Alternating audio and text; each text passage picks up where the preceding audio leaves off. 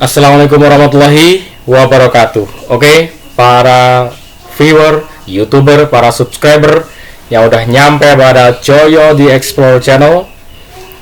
Pada video kali ini kita akan melanjutkan nih ya, part 2. Part satunya aku udah bahas tentang ini, kita akan berburu mobil impian, mobil bekas tentunya ya. Kalau mobil baru udah tak ceritakan kemarin, pokoknya tinggal beli beres, nggak ada masalah. Tapi kalau mobil bekas akan nemuin memang banyak masalah yang harus kalian teliti, bener-bener teliti. Kalau nggak teliti bisa riskan nanti ya. Kemudian kalian yang udah nyampe di sini jangan lupa subscribe. Ini video ini isinya keren-keren sekali. Semua yang aku upload di sini insya Allah semuanya bermanfaat, membawa manfaat kepada kita semua ya. Ngopreknya udah keren, kemarin kalian simak aja. Mobil Honda Accord tak pasang karburator sepeda motor Honda Legenda, wis oke. Aku berikutnya pasang BBG udah oke. Tengok, dicek sana. Kemudian saya lanjutkan ya. Ini hal-hal yang penting sekali, harus kalian teliti, harus detail. Kalau ini sampai kelewat, itu artinya setiap poinnya saya sampaikan nanti kok ini nggak sempet kalian cek. Yo kalau masih bagus-bagus saja sih nggak ada masalah. Nah ini kebetulan kok kalian lupa ngecek dan ternyata itu sudah bermasalah, sudah rusak. Berarti itu karena keteledoran kalian akan membawa biaya. Kalian harus memperbaiki itu, sehingga kalian harus keluar biaya lagi untuk hal yang kalian teledor itu ya. Maka harus teliti, berbekal dengan pengetahuan. Semoga kalian nanti dapat kendaraan yang bener-bener oke, sesuai yang kalian butuhkan dan berkahi. Oke ya bro, kita akan bicarakan tentang ya halaman satunya, pengecekan visual luar. Jadi kita akan ngecek kondisi secara visual, secara penglihatan, secara dilihat secara fisik. Secara fisik tuh lihat, oh seperti ini ya, yang bagian luar dulu. Kita belum masuk ke area dalam mesin, nanti bagian 3 itu yang area dalam mesin. Oke, yang pertama, bodi mulus, tidak ada kropos baik di area atas, di bagian atas maupun bagian lantai-lantainya. Kalian tengoklah ke bawah, ke kolong-kolongnya. Kalau lantainya sudah kropos, lubang, sudah bolong-bolong ya itu kalau kalian beli nggak apa-apa, tapi itu nanti menjadi PR kalian untuk memperbaiki. Terus kalian jumlahkan juga itu tambah biaya berapa gitu ya. Kalau kalian ambil konsekuensinya itu. Semua yang akan saya sampaikan ini sampai 14 poin nanti, panjang sekali. Kalian lihat satu-satu. Kalau itu kelewat satu berarti ragat. Berarti biaya yang harus kalian keluarkan. Atau kalau kalian lihat itu tapi kalau kalian mau meneruskan beli, kalian bisa ngomong sama penjualnya, Mas bro ini ada lantainya kropos atau bagian ini kropos, nanti kan saya harus bagi ini ada biaya sekian, mohon potongannya misalkan. Kalau boleh, kalau enggak memang dia udah memperkirakan enggak ya memang segitu tuh harganya sudah termasuk itu, masuk perhitungan itu. Ya udah, tinggal kalian lanjutkan. Kalian mau keputusan kalian lanjut apa enggak gitu. Tapi perhatikan semuanya. Kemudian ya, kalau yang tadi yang kroposan kelihatan ya, kropos, atau nanti kalau ketutupan cat sudah kedempul ya akan melontung, kelihatanlah kropos itu. Kemudian cat tipis, syukur-syukur masih ori. Kalian lihatlah mobil yang masih bagus-bagus baru ya, nek cat yang masih bagus ori itu ya seperti itu. Terus kalian beli bekas, kalian bandingkan ya seperti itu ya. Jadi catnya yang masih tipis, yang belum dicat ulang, belum digebyur, belum di apa, syukur masih ori, ya itu tentunya jauh lebih bagus. Kalau sudah tebel gitu catnya, sudah dempulnya tebel, catnya juga tebel ya ya itu jadi beda lagi ya perhitungannya.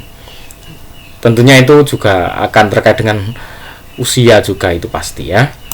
Kemudian cek seluruh panel. Ini dulu pas saya awal beli itu saya nggak ngecek itu wiper urip apa enggak itu. Akhirnya apa? Ya PR saya. Saya begitu pas hujan lupa nggak ngecek tuh. Hujan wiper nih. Oh nggak nyala wis. Ya PR itu. Beli motor wipernya, beli wipernya itu sekian ratus ribu ya. PR jadinya untuk kamu. Kalau kalian lupa ngecek nih, PR. Wiper pastikan berjalan dengan baik. Kalau depan harus pasti, yang belakang juga cek kalau masih kalau ada wiper belakang ya dicek masih fungsi apa enggak. Kemudian lampu sen, hazard ya, lampu depan, lampu bolam, lampu kota, semuanya dicek, perlampuan dicek semuanya. Ya walaupun itu ringan, kalau misalkan oh cuman mati satu sebelah lampu kotanya, mungkin cuman putus ya, kalau ganti ya beberapa ribu aja nggak ada masalah. Tapi alangkah baiknya kalian cek satu persatu ya, walaupun itu kalaupun mati yo min cuman ganti lampu nggak seberapa yo, tapi dicek gitu ya. Karena dulu pas saya beli itu dulu belum begitu gatek, belum begitu ngerti ngono-ngonoan ini. Akhirnya saya udah wis makro bagus lah, kayaknya saya suka beli aja. Akhirnya banyak PR-nya, terus tak bagi ke kalian pengalamannya kan, ngono toh bro. Jadi aku pengalaman banyak itu, pengalaman racet-racet ini akhirnya isra pola. Pengalamanku sing ora enak kita bagi ke kalian, ben kalian nanti tinggal enaknya aja itu. Ben ora ngalami ra enak podo-podo aku. Nah, lampu jauh, lampu dekat dicek semuanya. Lampu rem ya, lampu kota, walaupun ini tidak terlalu berat ya kalau misalkan biaya, tapi kalau itunya semuanya oke kan enak, kalian tinggal pakai jalan gitu. Perlampuan udah jalan, nggak perlu mikir, walaupun nggak seberapa ya untuk lampu-lampu itu. Tapi kalau ternyata yang rusak itu jalurnya kan yo harus ngecek jalurnya, mungkin kabelnya bermasalah atau mungkin sekring ya kan, kalian harus ngundang tukang itu. Kalau kalian nggak bisa ngecek sendiri, ngundang tukang, biaya untuk teknisinya, nek barang-barangnya nggak seberapa itu, untuk lampu-lampu kayak gini nggak seberapa. Tapi kalian kan ngundang tukang, dan itu nanti jadi lumayan biayanya. Pastikanlah berfungsi dengan baik. Klakson sepele itu, klakson ten, ban yang tebal nih iso yo. Kalau bannya tipis-tipis, ya nggak apa-apa. Kalau kalian mantep kan tinggal memang nanti akan ganti ban, nggak masalah. Tapi kalau pas beli kondisinya bannya masih tebel, kan seneng tuh bro. Walaupun kadang kebanyakan loh ya, kebanyakan orang itu kalau mau jual kayak bannya bagus-bagus, so diganti, so diganti dengan yang wis tipis-tipis, wis meh ketok benangi ngono kae.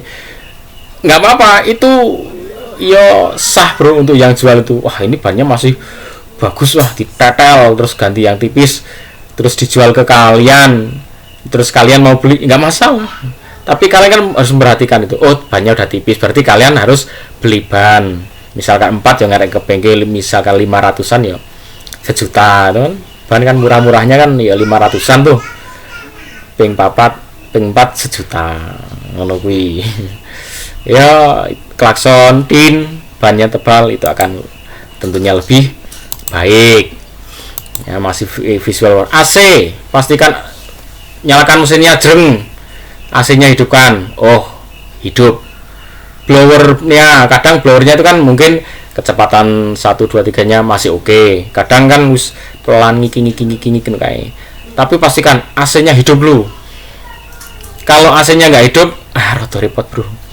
Nanti kalian kalau sampai ganti motor AC-nya itu aja wis iso ge tumbas speed motor. Itu saya temen sebelah rumah itu ganti gelundungan itu loh, motornya AC itu, motornya yang untuk ngubeng ke pompa AC-nya itu 7 juta bro. 7 juta kan itu sepeda motor bekas. Jadi pastikan AC-nya hidup, masih dingin. Kalau misalkan hidup kok dinginnya kurang ya mungkin freonnya yang habis, gak ada masalah, tinggal ngisi freon sedikit. Tapi walaupun cuman freon ya itu jadi biaya, mungkin ngisi freon tok ya 200-an, 250 ya kan, tergantung nanti di tempat kalian mungkin beda-beda itu isi freon. Tapi pastikan AC sistemnya masih bagus, dari pompanya, dari pengaturannya, level 1, 2, 3 nya, kisi-kisinya, kemudian mana dibuka sebelah mananya masih oke, pastikan nyala. Jangan cuman tek, wah sini nggak nyala, nanti penjualnya bilang, wah itu nganu kok cuman gini aja, cuman kalau nggak nyala ya nggak nyala. Udah, kalian pegang itu, nggak nyala ya nggak nyala. Kalau memang mau kondisi fit ya masih oke gitu, kalian nanti akan pakai gitu. Kalau enggak, itu PR kalian, dan nggak main-main itu, nanti ISO jutaan lagi kalian akan mengeluarkan untuk perbaikan itu PR-nya. Power window pastikan dulu pas aku beli nggak tak cek satu-satu, cuman sebelah kanan ngon supir, oh nyala satu, is kiri nyala, ternyata belakang mati bro. Terus akhirnya itu aku ngoprek sendiri tuh, yo jadi berhasil tak oprek di asal-asalan, yang penting berfungsi kan. Kalian ceklah di power window itu. Nah power window kalau ya pas hidup kan lah, nggak ada susahnya, cek semua pintu power window yang ada, power window cek semuanya, kiri kanan, depan kiri, depan belakang, kiri kanan, sentral, dari sentralnya ya, semuanya dicek, pastikan berfungsi. Kalau nggak berfungsi PR jadinya, ragat lagi. Power steering nanti jalankan masih anteng, tidak belok sendiri, masih enteng, beloknya juga enteng ya, cek power steeringnya masih berfungsi dengan baik. Nek steering with power ya cek aja masih enak nggak steering with powernya. Maksudnya nek arep nyetir nganggo power. Oke.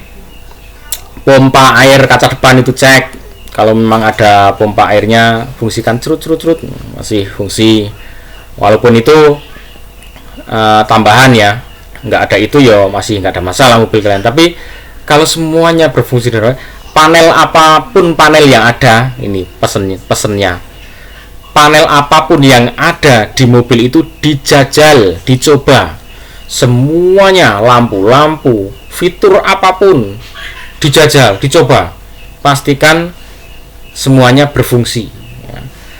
Mungkin berfungsinya nggak ada yang berfungsi masih maksimal, masih oke, bagus. Ada yang berfungsinya itu sudah berkurang tapi masih fungsi, misal per window sudah nggak keceng nyik tapi masih fungsi ya, itu nanti dalam jangka beberapa saat akan jadi PR-mu. Tapi kan nggak saat itu juga gitu loh, masih nunggu nanti apa kalian pakai, kemudian umur baru rusak kalian ganti, tapi kalian sempat pakai gitu.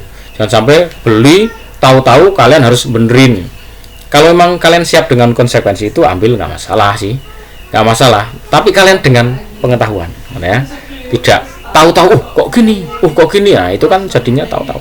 Kalian nggak sempat ngecek apa power window misalkan, terus begitu mau pakai nggak bisa dibuka toh, kan konyol jadinya bro. Ya pastikan dulu udah bagus, misalkan pas beli masih bagus, terus kalian pakai sehari 2 hari mati, masih lumayan itu, tapi kan kalian masih dapati itu bagus sebelumnya gitu.